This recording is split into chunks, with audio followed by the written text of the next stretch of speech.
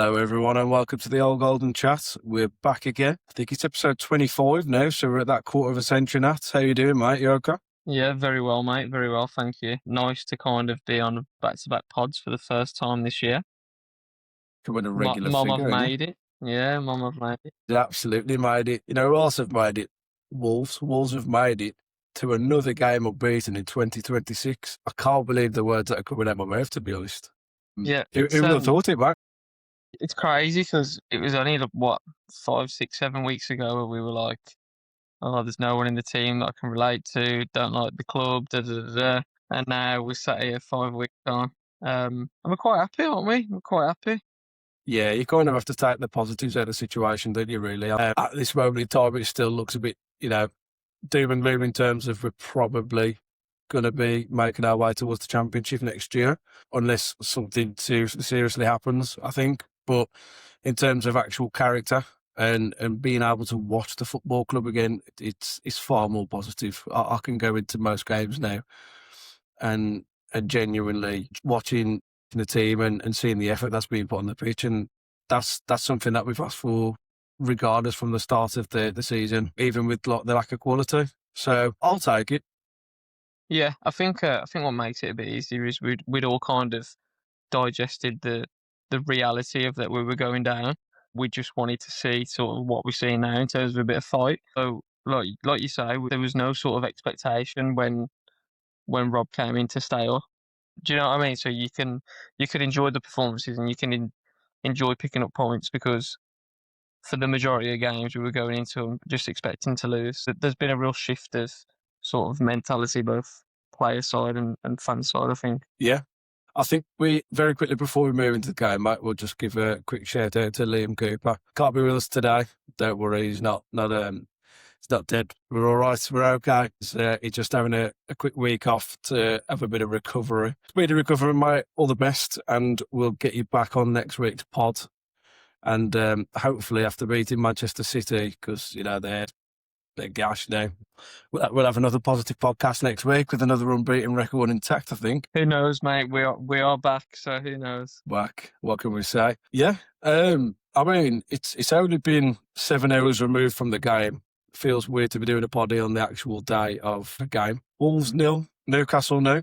Not really a game for the neutrals, but in terms of Wolves scrapping it down the bottom of the Premier League, quite impressed with what we saw that. Yeah, I suppose it depends how you want to kind of look at it, doesn't it? I thought it was a performance that fans could get behind, fans could appreciate. You're looking at a team that have been in the Champions League the last couple of seasons, fighting at the top end of the pitch, and compared to a team that have been right down there all season, scrapping to get points, appreciate draws. And yeah, I thought that we nullified Newcastle quite well to half chances. Yes, they edged the game slightly, in my opinion, but I saw a team that went out there, had a game plan, looked organised, tried to control the game out of possession, and still offered us a little bit of something going forward, albeit not too much and not what we saw in previous games. But I think when you look at the output defensively, the work rate, it was always going to be hard to kind of do that for a full 90 and then give more going forward,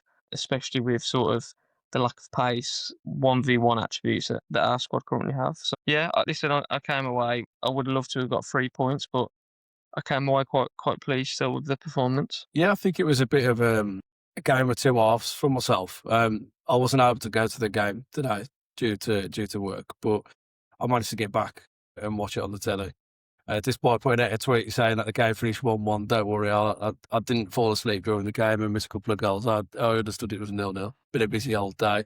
But yeah, I thought it was a game of two halves for me, to be honest. I think the first half, I think we did very well in getting forward and really taking the game to Newcastle. Obviously, we mentioned on the preview about Newcastle having some really decent squad depth and bringing in some really decent profiles of characters this transfer window with the likes of Voltemada and Thiaw at the back. I think they has a lot of good quality, and I think Wolves managed to nullify him to a certain degree in that first half. I was really impressed with Hugo, Bueno and Yerson, Mosquera, to be honest. I thought they were, ironically, considering they're both defenders, I thought they were probably the best part of our attack going forward in times today.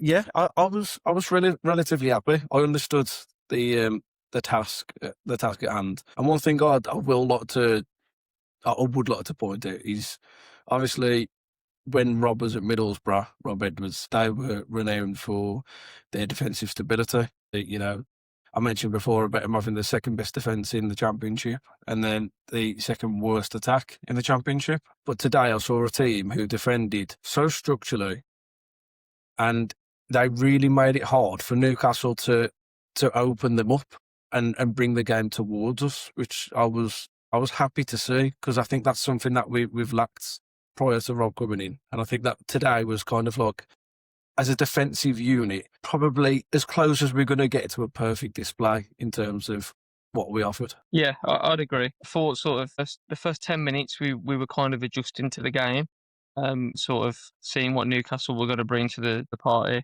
But like I said, and like you've just touched on, the compactness, the speed to get into positions, I thought we picked our moments really well to either sit in and then go and press. Like it looked really well thought out, and we didn't get caught up in constantly going to press the ball when we couldn't win it or dropping off too much. I thought the, like you say, the defensive unit, especially defending the box, I thought we were excellent, because Newcastle want to get the ball wide, want to throw crosses in as you would to Voltmada, and I thought that the unit did really well. I'm going to throw a little bit of credit to Jackson Chua, from a defensive perspective. Listen, he leaves a lot to be desired going forward, but I thought it probably his best game, from a defensive attribute or aspect. So, him winning the ball, jockeying.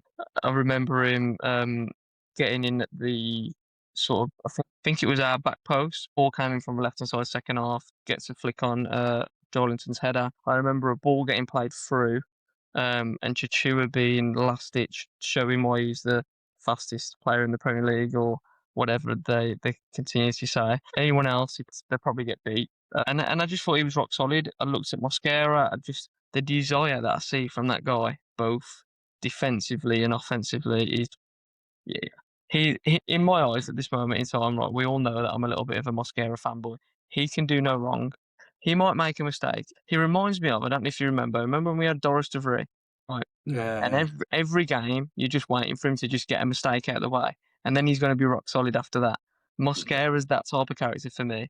He's got a ruck in him, get it out of the way, and you're seeing like a really solid, tenacious, aggressive player that you can relate to. I thought he was immense, not only dealing with Voltmada and the wingers that come inside, but like I said, just getting on the football. He's mazy running the first half, where he's ended up in the Newcastle box. He's lost the ball just before he's got in the box. They've played it back to the keeper. He's then pressing the goalkeeper, the centre back, before getting back in. Like, it was exceptional. And then like we've said, I think down the left hand side, I was quite sort of complimentary towards Moller Wolf before he got dropped, in the sense of, I thought he had quite a lot to do, but he seemed to be the sort of outlet for Wolves when he was playing. And even though he wasn't always successful, his work rate, his sort of desire to get into the positions and try and create something from crossing situations was really good.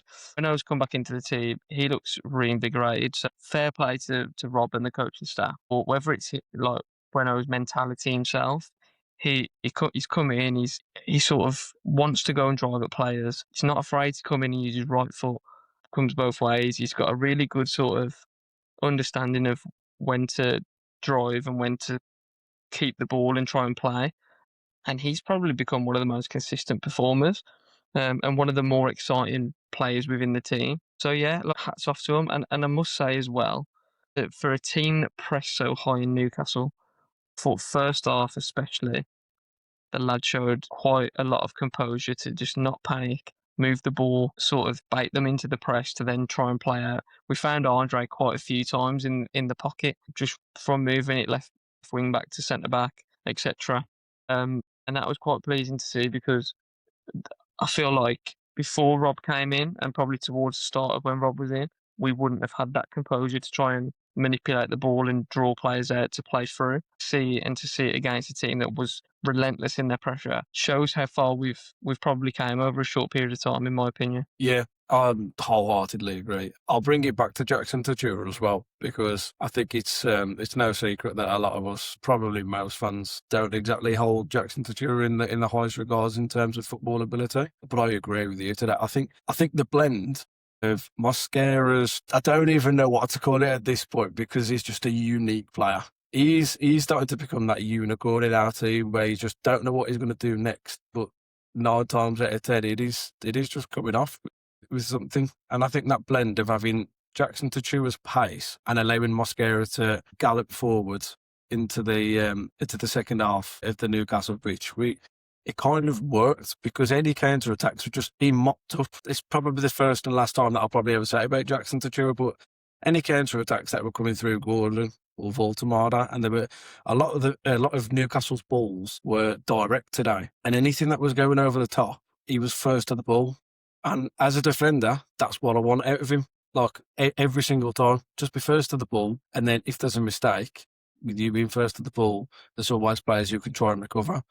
But like I say, that those marauding runs that Mosquera was doing kind of blended perfectly, and Mosquera to me today did no wrong. I loved his performance. I really did. I think it was brave. I think it was ambitious. And I was hoping that there would have been a goal and a win for us, because I think he's and Bueno's alike with what you were saying were well deserving of 3 points today at the best of times. And I have to say as well, the defensive stability. We was talking just quickly off air before we came on about seeing it from a different angle today, because I wasn't at the game. There's certain players who, when I was at the game, I would have probably questioned what they were bringing to the team today, especially in that second half when Newcastle were the ones who were applying more pressure to us. People like Huang, who I've given absolute daggers to through multiple podcasts before, like the way that he's structured today, I quite enjoyed his performance. I thought everything defensively, like Tolu didn't have to do too much of the running, and Huang was just there and marking 2 or 3 people, pressing 2 or 3 different people at every time. Joe Gomez is Joe Gomez. I think he was man marking the whole pitch in every single area of the game today. Yeah, it's crazy that none of us have touched on him to this point, because it's just the norm for Joe Gomez, isn't it? Yeah. Just touching on him though a little bit, because I've been quite sort of critical of Andre and Gomez playing together. I just feel like Rob's utilising him really well now that Andre's in the team. Like you could see he had the licence to go and be that proper box-to-box 8 today. Like he wanted to go and get forward. I remember first half him getting sort of in and around the edge of the box, and we created a chance. I think it was the Hugo Bueno shot right at the end, and when the ball's gone into Tolu, he set it to Gomez, played it to Bueno, who for some reason was on the right wing. I think it might have been a corner or something. Defending a corner, wasn't it? Yeah. And we've created a chance, but it just seems like he's had the shackles taken off him a little bit, which is nice because he is a capable player. I just think sometimes when he receives it so deep, he's limited to what he can actually do, especially when it's a double pivot. And as we said off air, and we've just mentioned, I was really surprised to see Tolu getting the amount of stick that he has got by some fans. I don't know if it seems larger because you only sort of see so many tweets on X, but I couldn't really fault him again. I thought, like we said, the physical sort of prowess that he brought to the team against 2 defenders that are going to go up and scrap against any forward that are playing. And I thought he did really well. Like he won a lot of first contact, chesting it down or bringing it down, dropping it off. Doesn't always come off, but I feel like when Strand Larsen was in the team prior to Tolu coming in, he wasn't winning anything. Like, he would lose every battle. And we were saying we just want someone to put themselves about, to try, to work hard. And now we're like 5 games in from that. Tolu's been consistently getting better over the last sort of 3-4 games especially. And it's no sort of surprise that him being up there, being that hold-up player, still making runs in behind. I remember a pass, could have been Mane, I think, tried to play it through like a little reverse. And Tolu's ran beyond the Newcastle backline, and it's just gone under his foot as he's tried to bring it down. And he's just unique in the sense of he can do a bit of everything.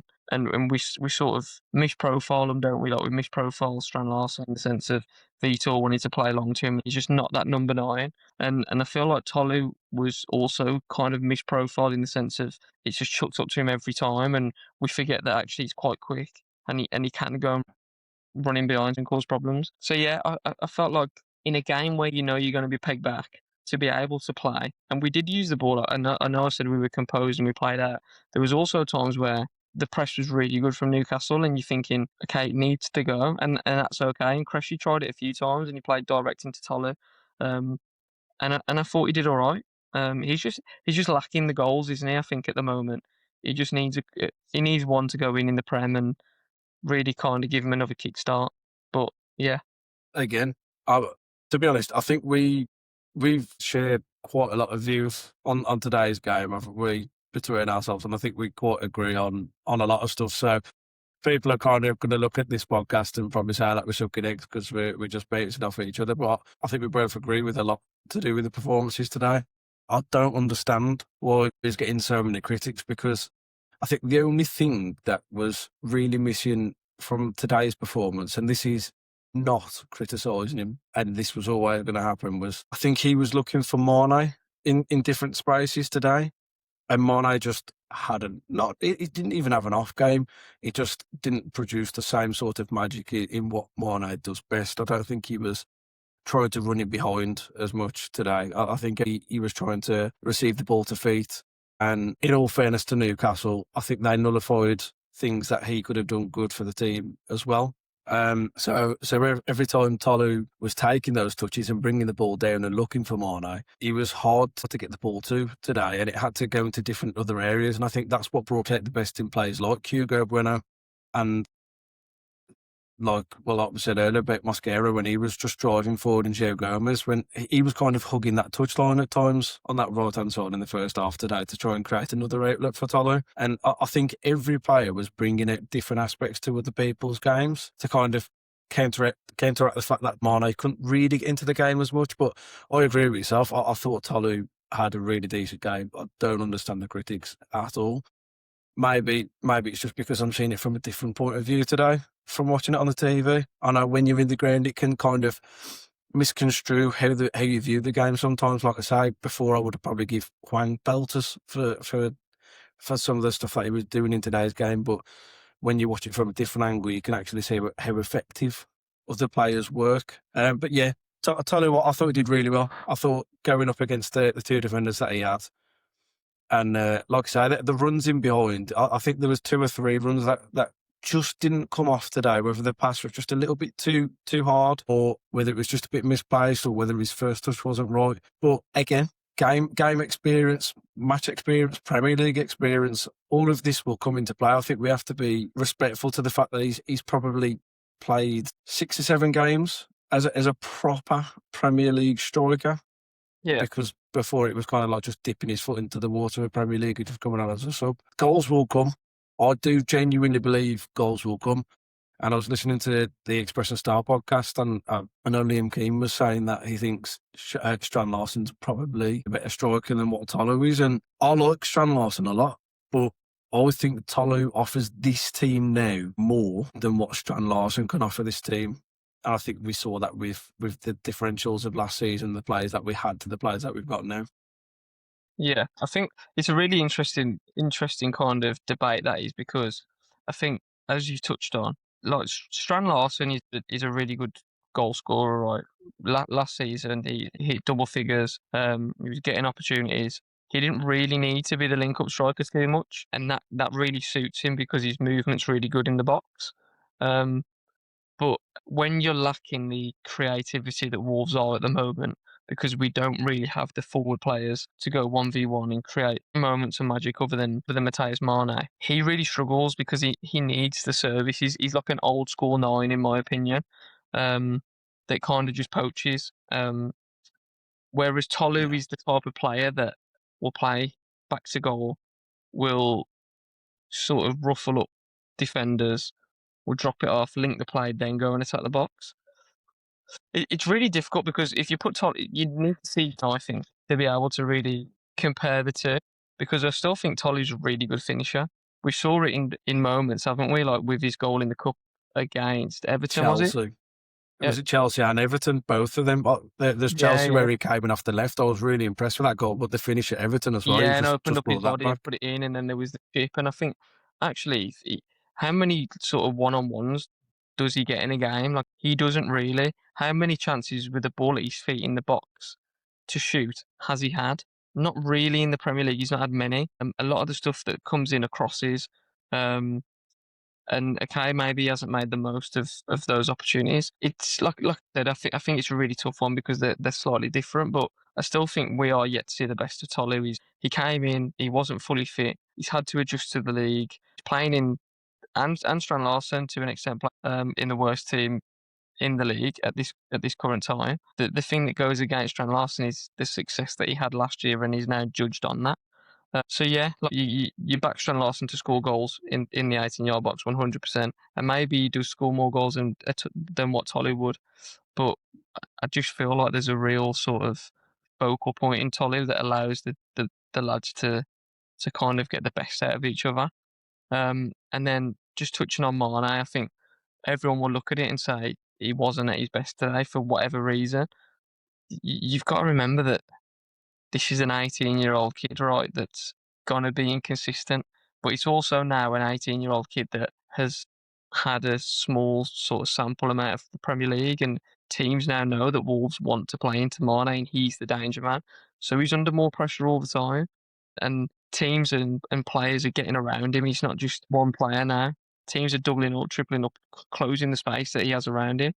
You know what? Like there was a few times where he's got the ball and he's tried to do a little bit too much.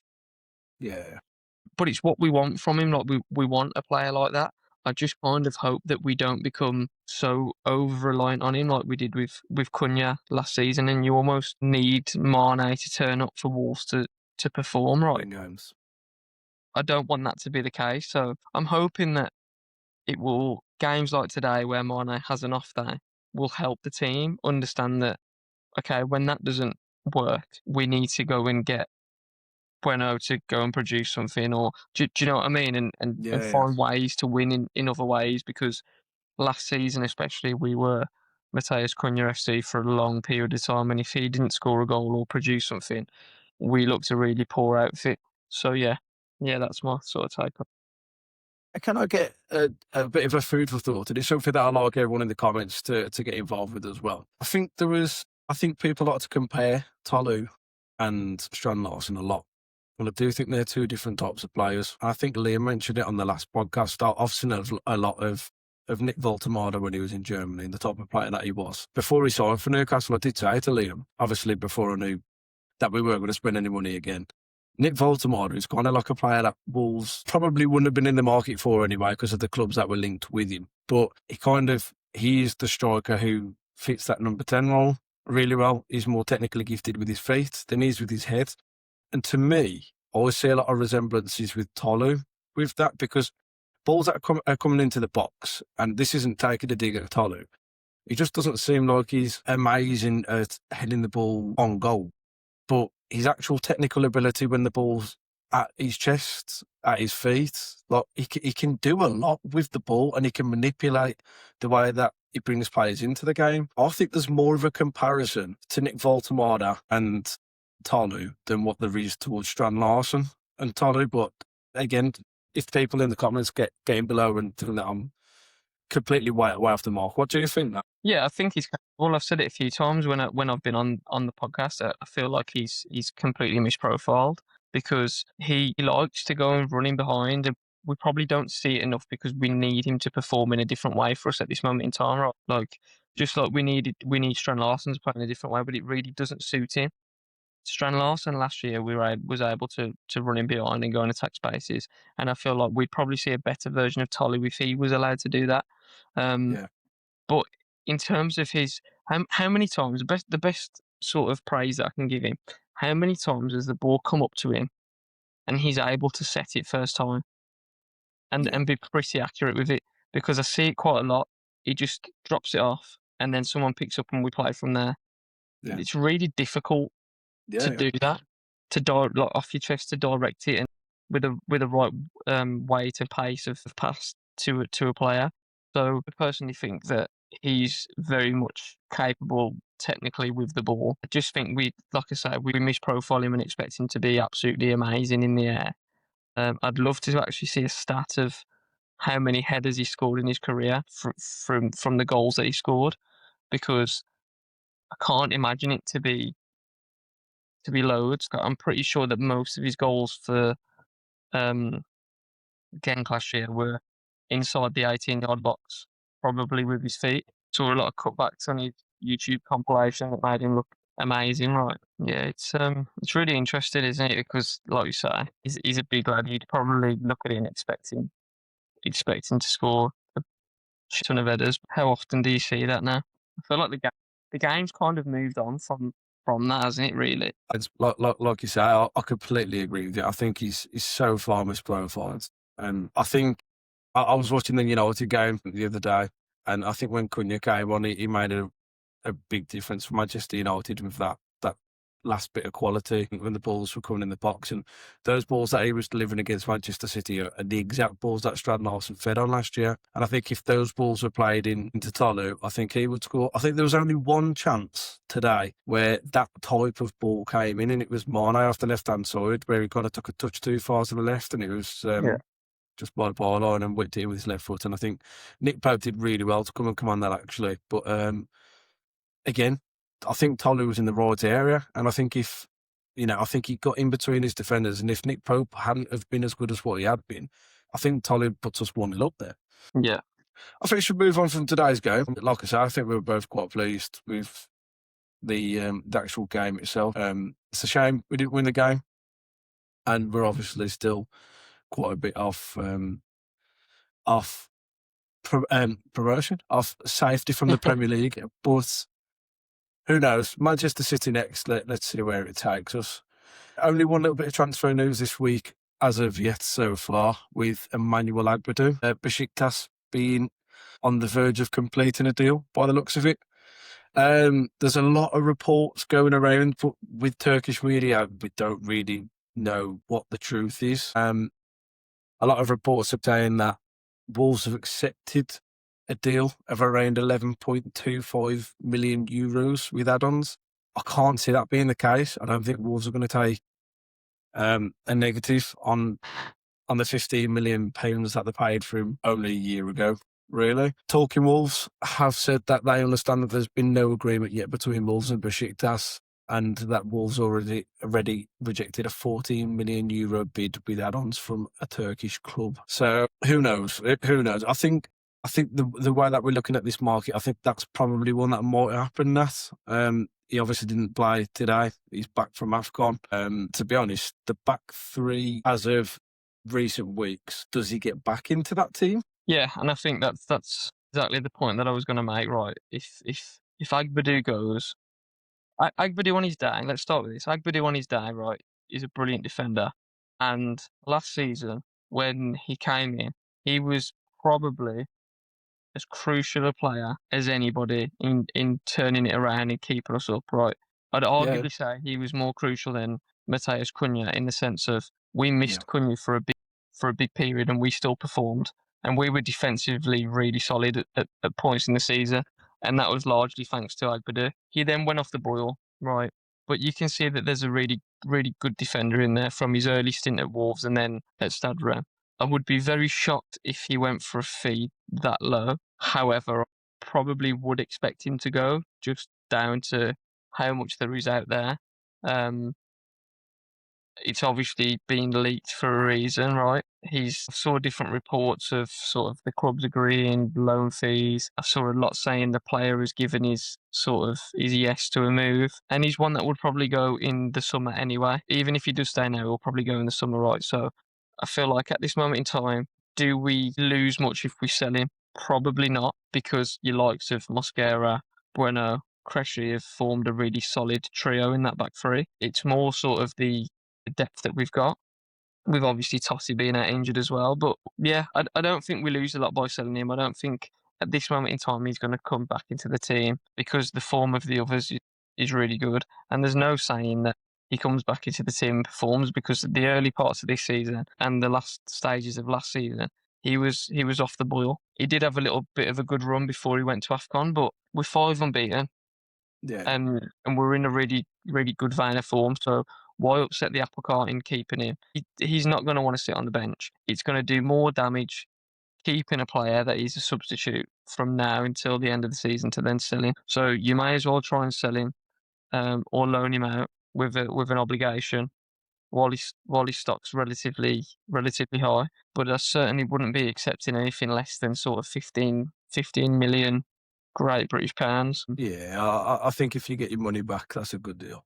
Yeah, but at the same time, he's not getting any younger, is he? Right, so people that are coming in for him will look at it and they'll think, can we sell him on again? We're probably going to make a loss if we do sell him on.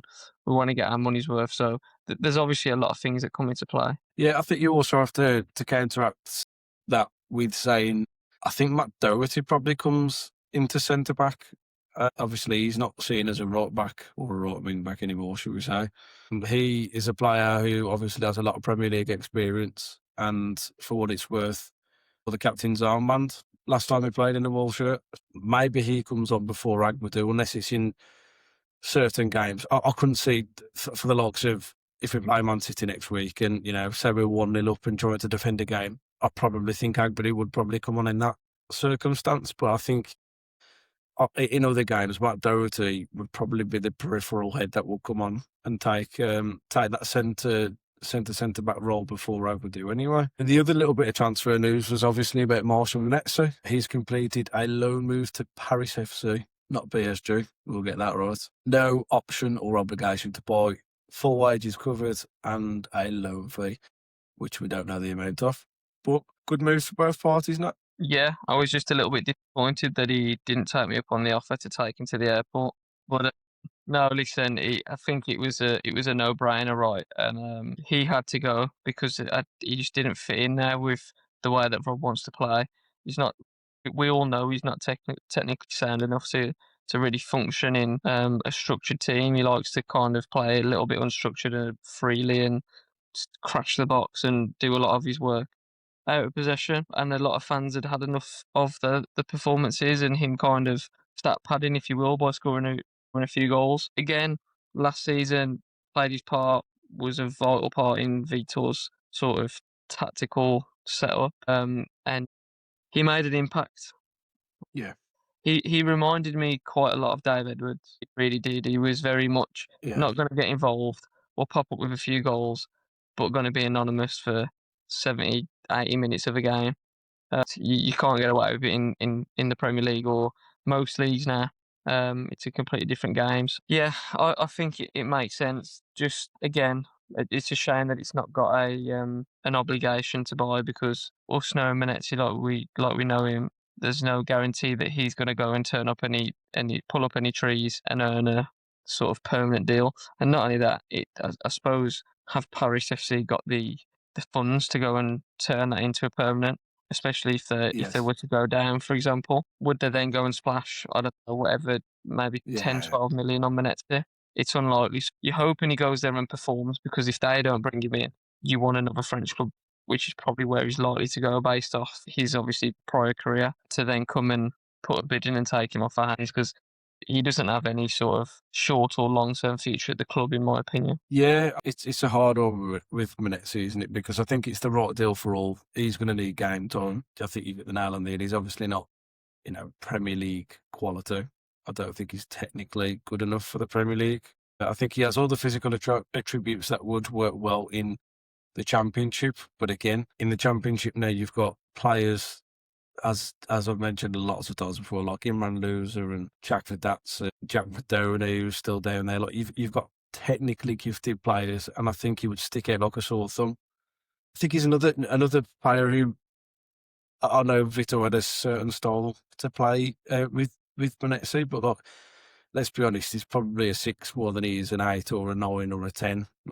Probably a defensive midfielder, but not a very good one. And that's probably where Vito thought, right, well, we need to get him further up the pitch so we don't have any casualties at the back. Yeah, I mean, look, it was a horrible deal when it went through. And I think if he can go and have a really encouraging loan spell, we've got to hope that someone from any other league takes notice and would like a player like Marshall Lettuce in their team. I can't get the tweet back up. I've been searching for it, but I saw a really interesting tweet earlier, just before we move on to the questions now. We've spent £40 million, I think it was on Minetsi. Yeah, I saw this. Did you see it? Yeah, Purdue, Nasajiga, and there's only one player in that team who's Premier League ready. Two of them are shipped out on loan in Minetsi and Nasajiga. We spent £40 million on these players, and to not have any Premier League quality coming out of £40 million shows exactly where Wolves are in the position that Wolves are in. yeah, and it shows the lack of structure, doesn't it? I think it's been quite heavily highlighted as well recently that we're going to trust our own scouts more. It's just baffled me, the sense of the lack of ownership of a model and project that we've had, and we've very much over the last, not even just recently, but you go back to the Nuno days where it was just, we're going to rely on George Mendes and play George Mendes roulette, and there'd be a few good ones, but there'd be some absolute stinkers. And then it was, okay, well, we're going to move away from that model. I mean, Matt Hobbs had a couple that came in, and I do think under the circumstances, he did relatively well. Yeah. So then there was like a little stage where it was, we'll let Matt Hobbs have a little bit of a say on transfers, and you saw a few drip fed into the team, which probably helped when Gary O'Neill was there, because when managers have a say, they've probably had a chat, and Gary O'Neill was very much a bit old school in his playing days, and players like Craig Dawson would have fit a Gary O'Neill mould, right? And then there was, we're going to trust Vitor Pereira and his staff to come in and take complete ownership and give them the keys to the transfer window. And we all know the problem that brings when you just let a manager have full reign. As soon as it goes tits up with that manager, it then just, the next manager comes in, might not fancy him, right, get out. And it's just a constant cycle. Nasajiga is a really difficult one. I think he obviously went to Rangers when they were in a really poor situation with Russell Martin as well. He quite clearly wasn't ready, but he was tipped to be relatively decent, had a few steady performances in Europe for Red Star. So I'd like to see him go into a really stable club next season in the Championship, maybe on loan, and just give him time to bed into English leagues. So I wouldn't necessarily write him off yet, but you'd expect more for what you paid for, I suppose, with him. Yeah, like it's just crazy. Not only the sort of money that's been spent on these players, but almost the mismanagement of them as well. And we're historically really poor for loaning players out, right? So like you look at Nasajiga, and surely if you've watched him enough, probably know. I mean, I've not saw a fat lot of him, so I can only sort of see what I saw at Rangers, which isn't a great sample size, and not a great lot of performance either. But he seems really clunky on the ball, a little bit wasteful, makes a few mistakes. So why go and ship him to a Russell Martin team who's going to want him to be on the ball all the time? Yeah. It just doesn't make sense. Like, match the loan and the club and the player together, marry the three together, where he's not going to have too much pressure on him and all sorts, and he can then develop in his own pace. Yeah, crazy. Right. Shall we move on to some questions? So I've had one. Do you think Nathan Shee will be here to stay, or do you believe that he will just be here for the interim? If so, who would you like to see take the top seat? That's a difficult one if you don't know many directors of football.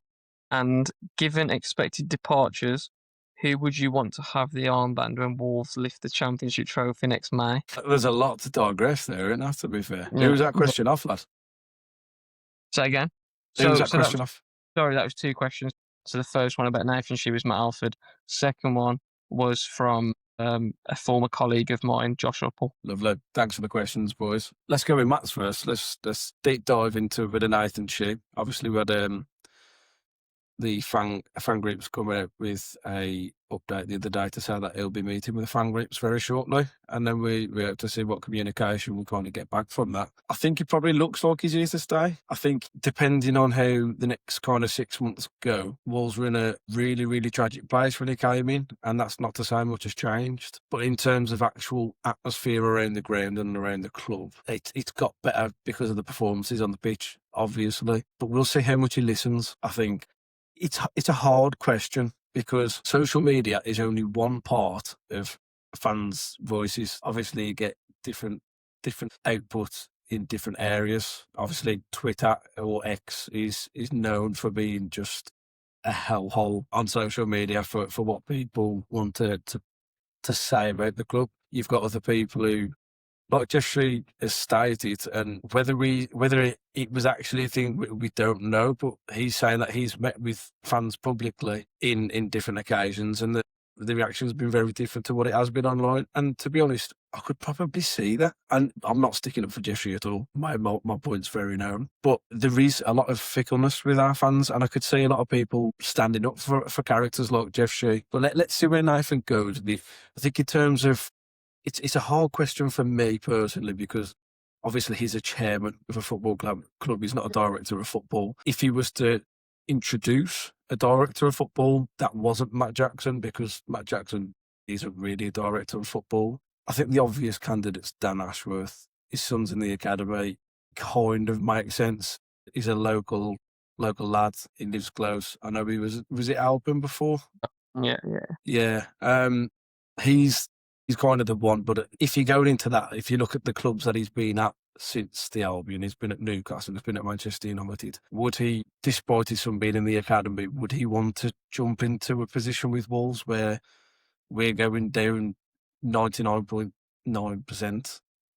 Pretty much confirmed. Would he want to come down to the Championship? I'm not too sure. I'm not convinced, to be honest. Yeah, it definitely is an interesting one. I think just the way that things have gone since Nath and she came in probably points to me that he will be here. It's gone a little bit quiet in the communication of where we're at in the process, and the fact that Nathan's name obviously got transferred across on all the documents and except I feel like if it wasn't gonna be him, then maybe that would have gone to another member of the board or the Fosun ownership. I'm not really into all the sort of soliciting of stuff, but yeah, I feel like he will stay. I feel like it's kind of gone under the radar a bit, like you say, because of results.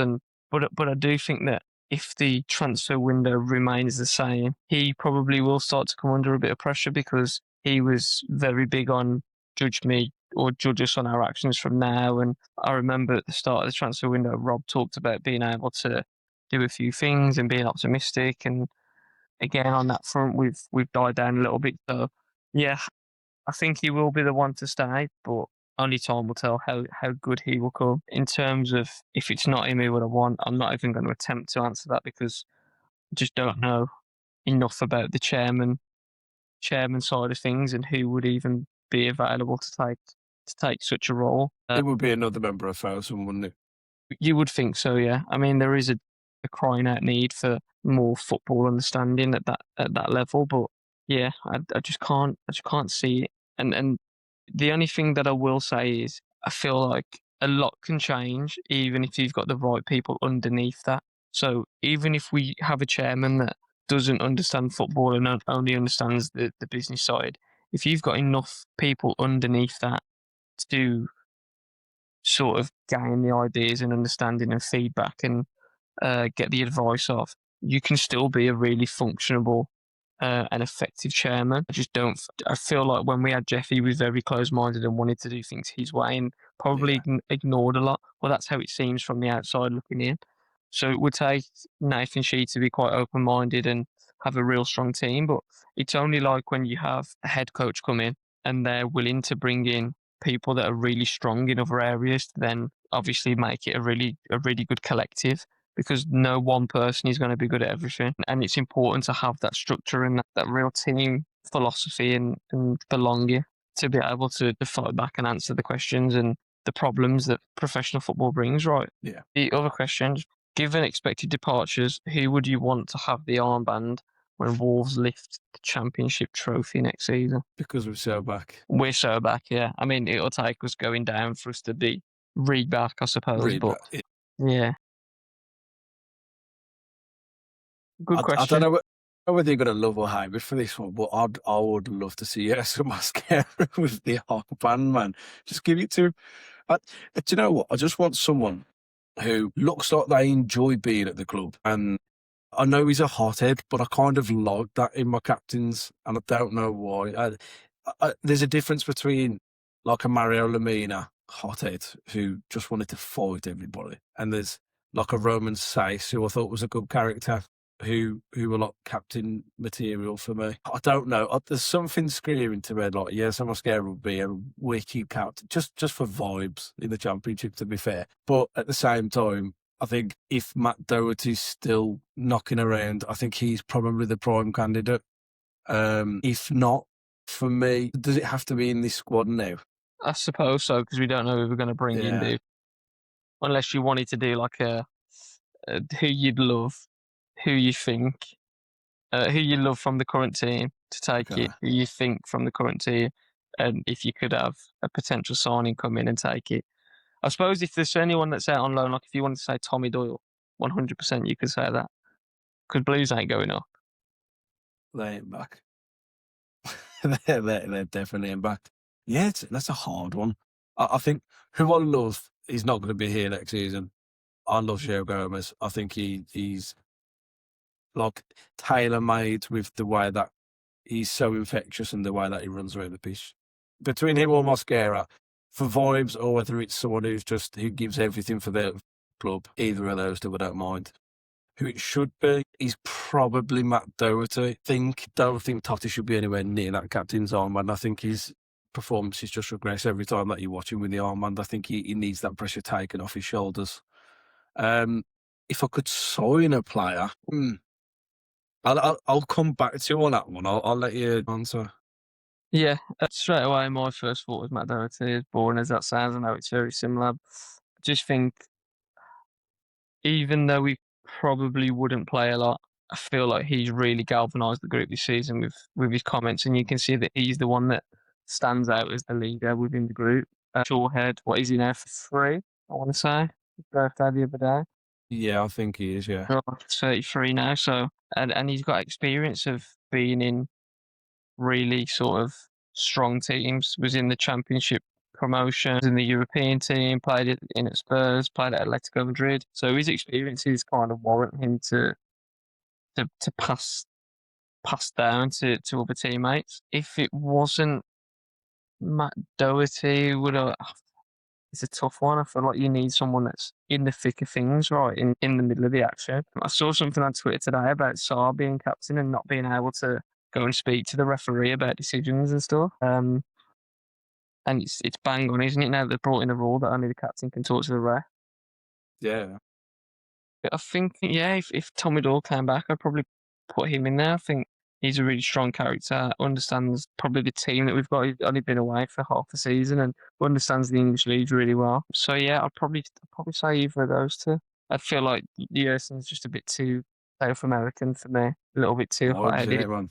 And he's box office now, so I just feel like could we trust him, and would it affect his game? Like you just mentioned, Totti Gomez feels the pressure of the armband, and would it affect Yerson's game? I would never want that for my sweet Colombian prince. Okay, I've got someone who I've kind of just been dotting around of captains of clubs and whatnot, and I tried to pick out someone who I think Wolves could maybe sign. You're probably going to think I'm way off here, to be fair. I'm expecting penalties from this. Jimmy Dunn. Nah, get out, mate. Look, I'm just thinking the versatility. He can play right back, centre back, or wing back. I mean, he's a consistent performer in the Championship. I quite like the QPR team at the minute, so maybe that's why I've just strayed towards that. But I'm not saying he should come in and jump in and be a captain straight away. It's just the fact that he's a captain of QPR at the minute. It's a team who have a lot of young players and not so many experienced players, and he would be one of the more experienced players in that team. And I just think he could probably do a job. And I'm looking at Jackson Tachua. If we went down and lost Rodrigo Gomez and Pedro Lima, and we had to start the season with Jackson Tachua, I would bring in Jimmy Dunn then to be the captain. That's what you'll get from me, okay? Yeah, fair. I'm just going to stick to my shout from back in the summer. Give me Imran Loser. Give him the armband. Watford captain now. I said we should have signed him back then. Everyone's asking to sign him now, which I still agree with. And again, he knows what it takes to perform in the Championship, right? And he's got the armband now, so why not? But I would hope that we don't sign a player and give him the armband just based off the Roger Johnson Chronicles back in the day. Oh, nobody wants that. Could you imagine? Right, I think we'll zip through the last couple of questions. Yeah. So we've got a question from James Alford, who has asked, are you frustrated with the lack of transfer business coming in so far in the window? Yes and no. Yes and no. I think if you would have asked me that question, and we hadn't had an upturn in the results, then I would be saying yes.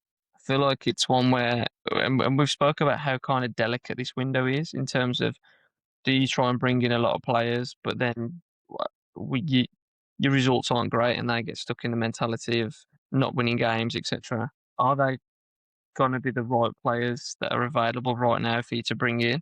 Or are they going to come in just for the sake of appeasing fans and saying, "Oh yeah, we've signed a couple of players"? Would I have liked us to have done a little bit of business?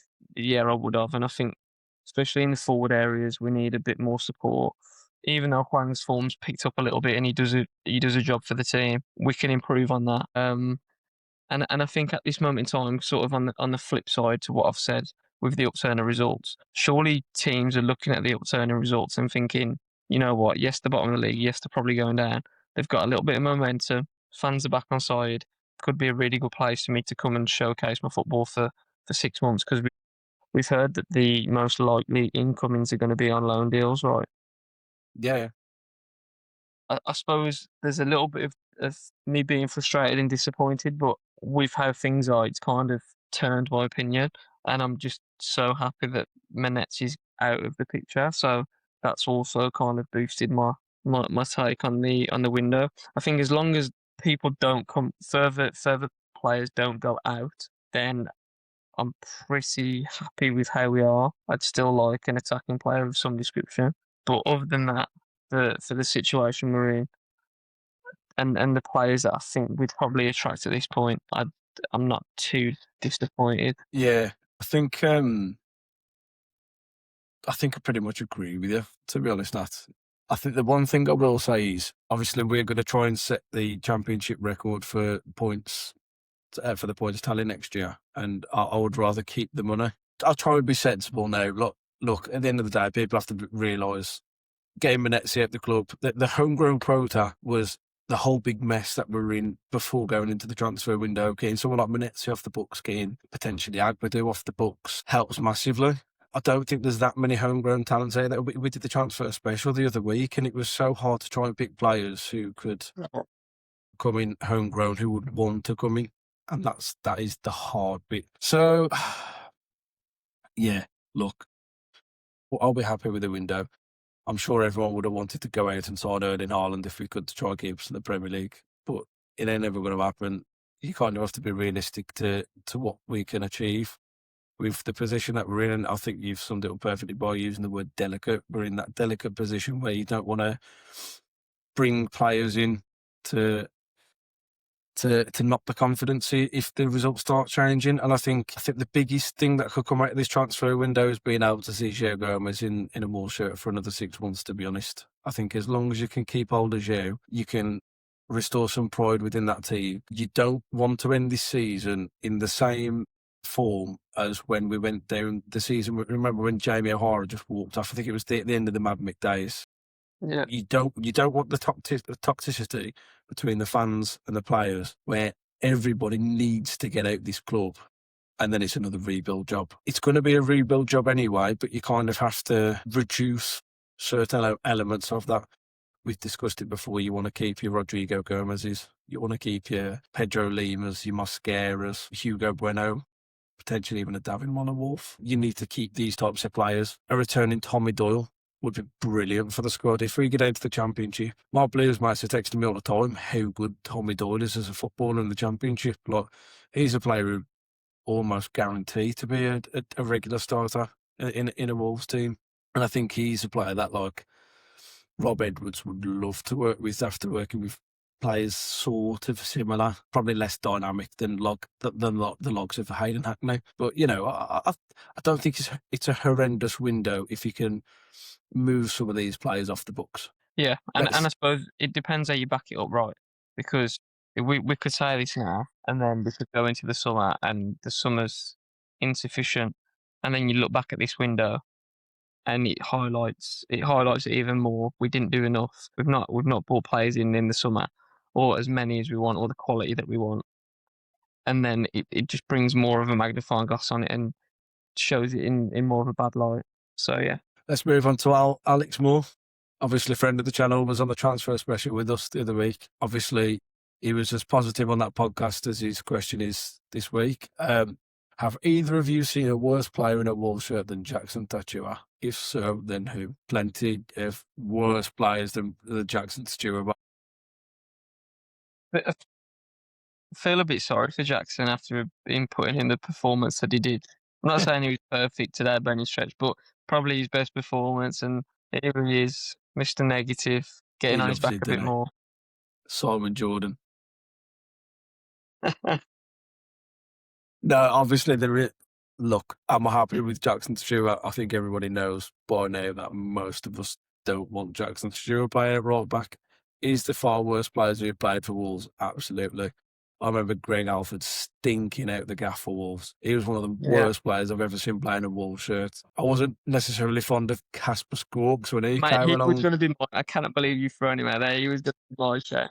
He was dreadful. It was gash, man. He was awful. Egert Jonsson. Egert Jonsson.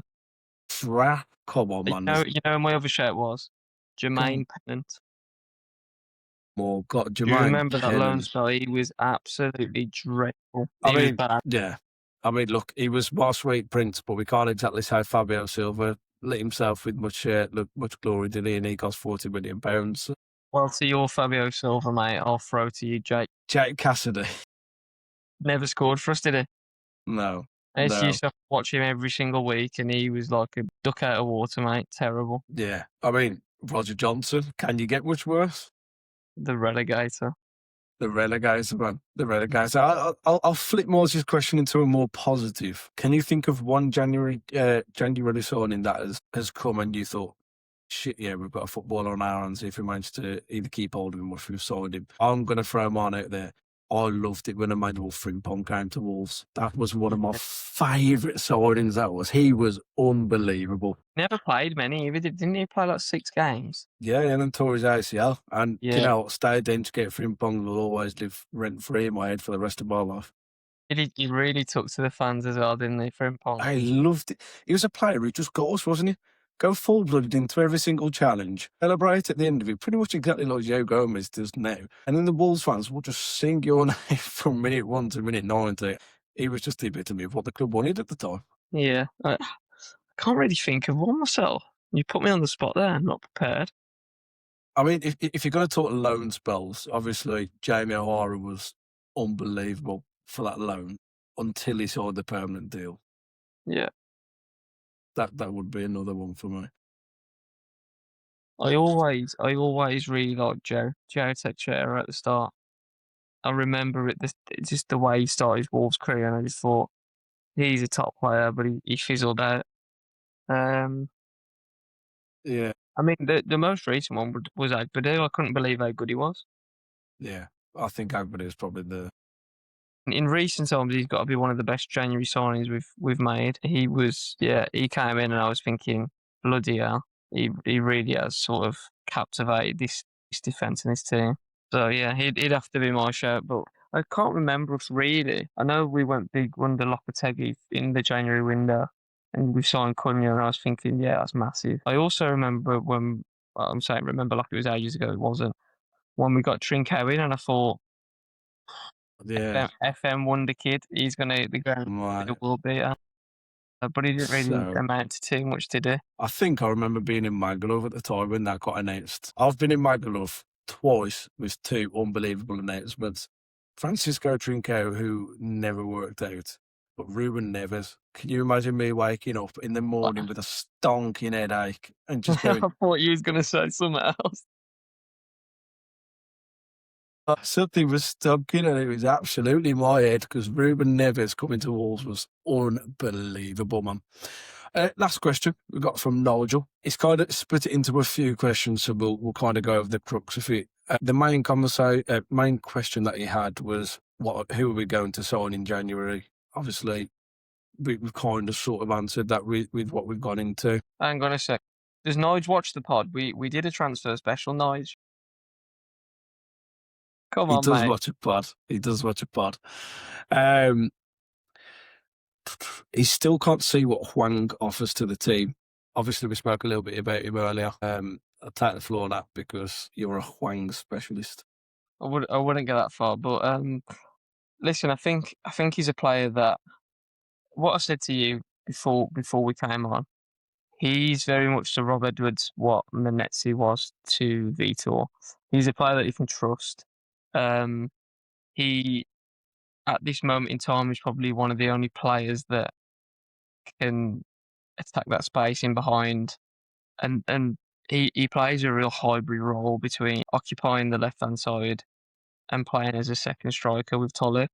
I'm not and by the way, I'm not defending the fact that he's what Manetzi was to Vitor, because I didn't really rate Manetzi, but he, like I said, I just think he's someone that Rob feels he can give tactical instructions to and him understand.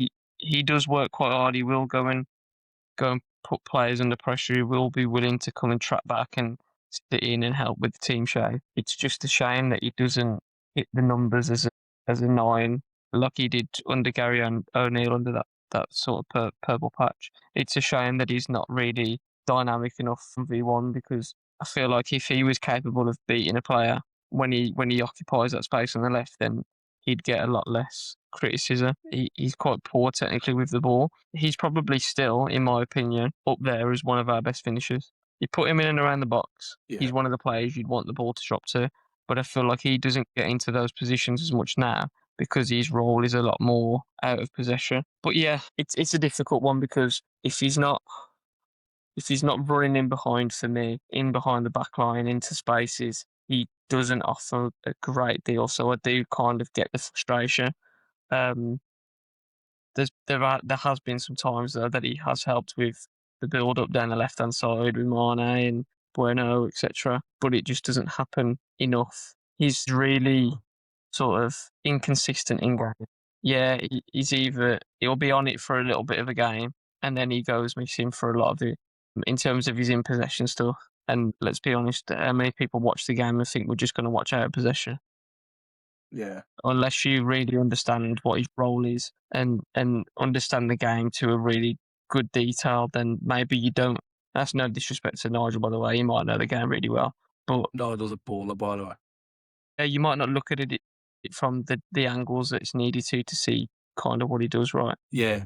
Like I say, I think we mentioned it earlier when I myself go to games and get very frustrated with how I feel Huang offers very little on the pitch. Whereas I was watching it today and I kind of watched the defensive side of his game, and that kind of helped me understand why Rob definitely plays him. I think the other crux to having Huang on the pitch is the fact that John Percy's article hit the nail on the head the other day. We signed just over £100 million worth of talent this summer and not one single bit of Premier League experience. And like him or love him, and like I say, he's a very mile player. He's probably one of our most senior Premier League players at the minute. And again, when you mentioned about him kind of helping players come along with like Mane and Hugo went on that left-hand side, if you can bring those players into the game and maybe cover a little bit more defensively, say if Mane hasn't tracked back or has a lapse of concentration, then kind of he obviously won't get the plaudits because he's meant to be an attacking positional player. Yeah, it swings around the race with Huang. Thanks everyone for the questions. Very much enjoyed that. Got a very quick game before we get. I say very quick game that way. This game could take forever. Massive shout out to Chelsea, by the way. I wanted to get involved in this game with you, so she has pulled up some quadrants of faces for us. This was your idea as well. She's pulled up some quadrants of faces for us to try and determine past and present Wolves players. I don't know any of them. Gone past. Oh, that's big.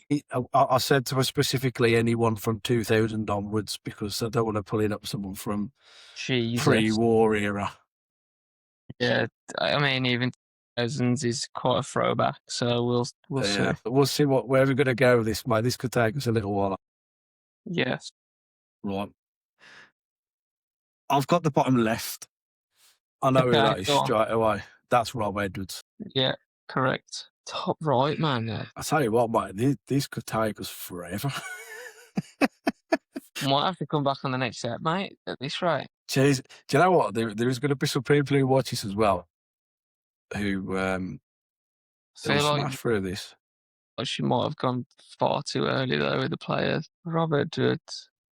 Feel like top right might be Ebanks. I Feel like he don't had a know. fatter head. No offense, Ebanks. I think the bottom right. I'm going to throw a name out there because if I don't think Liam would kill me. Is that George Endar? I was thinking either Endar, Newton, or Ricketts. It looks an older picture, doesn't it? I mean, is it Jackson top right? Surely not. Nah, surely not. Surely not. And then who the hell Both is that? those pictures look old, man. Nah, I know. Who is that on the left hand side? Who was that foreign striker that we had that couldn't hit barn door? Snowden Pesco. Nah, Romanian guy. Can't remember his name. Not sure. See, he looks British to me. Ivan Ganea. Not sure. I'm not sure. Should we go for that right side? See that it's that a hairline for me? Like I don't think that's Jackson Thatcher, man. He's got a slick hairline. Right, I reckon we lock in then. I reckon we lock in. Gender. I think Liam would kill me if I didn't say George Endar. It looks like George Yeah. Endar. We'll go Robert Dudge, George Endar. Not Ganea, man, top left. I don't know who the hell that is. But my God, he looks ugly. It looks like the guy off the Goonies, man. Right, the old picture doesn't look great, does he? Should we just? I don't know for Tom Rock. Should we just go for like Sylvan? I think you're Go right. Sylvan. He had a Go Sylvan. red. And I don't know who the one on the left is, man. But let me get it up then. Okay, so bottom left, Ching Ching was Rob Edwards. Yeah. Bottom right was in fact George Endar. You're flying, mate. Flying. Top left, Paul Butler. Nah. He is ugly though, to be fair. He's very ugly. Top right, Nathan Blake. Yeah, nice. Fairs. Good game. Right, try him. Number 2. Okay, all right. Okay, Fairs. We know top left. Matt Jarvis, top left. Yeah. Carl Emery, bottom right, Carl Emery. Yeah. Carl Emery, bottom right. Who on earth is that top right? Don't know. Looks a little bit like Kites, but did he have long hair? The worst bit is she's done quite a good job because the hair just looks so slick next to each other with Matt Jarvis. Who the hell is that bottom left? Matt Hill? The answers are there now, so I'm not going to be looking that way. Matt Hill's not a bad shout, but I don't know, did he have a beard? No, but that's not his Wolves picture, is it? Nah, it's not. That top right one's going to kill us again, isn't it? Because that looks like a... I think his eyes, Kylie. He looks... In the face, he looks like Kylie. I'm happy for you to lock in Kylie. Jarvis, Kylie, Carl Emery, and then I want to say Matt Hill, but I honestly don't know. I can't... It's not Zoobs, it's not Paul Ince, it's not Olafiniano, Segundo, Castillo. I'm going Matt Jarvis, Matt Hill. Kylie, Carl Emery, Matt Hill. Okay, I'm happy with that. Right, so section 2 was top left, Matt Jarvis. Yeah. Bottom right, Carl Emery, 32. Yeah. Who did you say for top right? The Kites, didn't I? Get more Scottish. Kevin Kyle. Kenny Miller. Piss off. Kenny Miller. She could have got a bald photo for us, couldn't have? Mate, he does not look... Nah, but he doesn't look like Miller either. Right, bottom left, Stephen Moyakolo. That's his Celtic picture, innit? It could be, yeah. Mate. On Mayfairs. She smashed that one. Yeah, that was a good one, to be fair. Like that. Okay. Little 2-minute timer. Right, okay. Top right, Stephen Hunt, gotta be. Top right, Stephen Hunt. Bottom right, Matt Murray. Bottom left, Connor Cody. And top left, Lee Naylor. Oh, well, I'm happy with that to lock in, to be fair. I reckon you've been that spot on. I'm quite confident. So, top left, Lee Naylor. Top right, Stephen Hunt. Bottom left, Connor Cody. Bottom right, Matt Murray. Yeah, we're back in the game. We're so back. We're so back, just like Wolves. Oh, mate. Come on. I like this game. So, last one of the day, mate. Are you ready for this? No, not after the one we've just had. We should end on a high. Go on. She's definitely ended on a high because top left is obviously Ruben Nivsch. Yeah. The rest of it, Is Jody Craddock bottom left? Could be. Did he have a collar? It's absolutely stitched. See, that could be anyone bottom right, by the way. That bottom right could be anyone. That could be, in my eyes, someone like Ryan Bennett or Christoph Berra. I don't know. It's definitely that era. Definitely the Mick McCarr era, that bottom right. See, that immaculate jawline screams to me like Ryan Bennett, man. That top right as well. Who Mate, the that hell is top top right looks like Paul Gascoigne when he had his hair blonde. He did have a trot on the wall. Cone. It's not the Icelandic dude, is it? Good Johnson. Nah, surely not. Just zooming in. I'm not even convinced bottom left's Craddock, you know. I'll tell you what, mate. Mate, who is that bottom right? Stefan Meyerhofer? Nah, his neck was longer, wasn't Yeah, surely he got a giraffe neck. It's got to be Ryan Bennett, surely. Nah, I'm not having it. The kit doesn't match up at that time. Nah, it doesn't, does it, to be fair? That kit is like the Mick Prem days, for sure. See, that bottom left's got to be well before 2000. I can't remember having a collar like that. For your information, all after 2000. Great. 2000. Can we get a few clues, man? This is, I mean, that top right is top right. I don't know. It could be like someone like Adam Proudlock or something. Chel says the clue is I don't know who they are. Cheers, Chel. Yes. Are we locking? Should we just lock in Craddock bottom left? Yeah, I'm not convinced it's him, but I tell you I'm going. Bottom right, Andrew Sermon. Ooh, I like that. I don't know. Something tells me that. Yeah, He was a little pretty boy, wasn't he? So I could see him. Yeah, I'm happy with that bottom right. Andrew Sermon. Top right. I was going to say Michael Gray, but I don't think he had his hair that short. I feel like the top right is like the 2003 days, man. Yeah. He's got to be English. Like the blonde highlights was all that era, wasn't he? Right, I tell you what. Leave top right. You look at the answers. Give me a clue. See if I can get it. We're going Ruben Neves top left, Craddock bottom left, Sermon bottom right, unknown top right. Give me a clue. See if I can get him. Clue is what season? He's a local boy. Local boy. So he's from Telford. He's now 44 years old. Adam Proudlock. Smashed it, mate. I did say that earlier. Did you say earlier? Yeah, I said it's going to be someone like Adam Proudlock. I'm sure I did. But then I thought he was ginger. Who's bottom? Well, I'll tell you, mate, you've absolutely hit the nail on the head with bottom right. It was pretty boy Andy Sermon. It was, mate. That's why. And I knew it was the Mick kit. I mean, top left is obviously the greatest player of all time in Nevs. Yeah. Bottom left, do you want the initials? What year did he play? What year did he play? I mean... Well, it's not Craddock then, because that's what we said. Chelsea, to be fair, she did say she used Wikipedia. You're not going to get him as a trialist. It was David Suarez. Who? David Suarez? Nah, we've been robbed there, mate. We've been robbed there. No, yeah. From what I could see, French trialist David Suarez played versus Shrewsbury Town, and to be honest, that is the exact picture right there. So it would have been 0-1 he played for us in a trial. And he doesn't look like... Mate, I'll send you the photo because he doesn't look like a David Suarez at all, mate. Gonna start chanting at Chelsea, man. You're not fit to merge the shirts. So yes, that is the end of that game. To be fair, mate, I don't think we were horrendous at that. No, we had a ropey start, man. But we bounced back. We bounced back the second one. We absolutely smashed. That was a quality game. I enjoyed that, and we'll get to do some more. Hopefully, we'll get to do some more with more players that are more realistic than a trialist from France. But big thanks to Chelsea as well for sorting that out on us. I know we might. I really appreciate that. Thank you again, Nat, for jumping on. We ain't done too bad, to be fair, for us an hour and a half. We'll take that. We know we can ride on. Pleasure as always, mate. Thanks for having me. Thank you very much. No, thank you very much. We'll try and get a Manchester City preview out when we can, whoever that will be out of the lot of us. But thank you all for listening. Thank you all for watching. I hope you enjoyed today's game. I hope some of you were a little bit better at the game than us.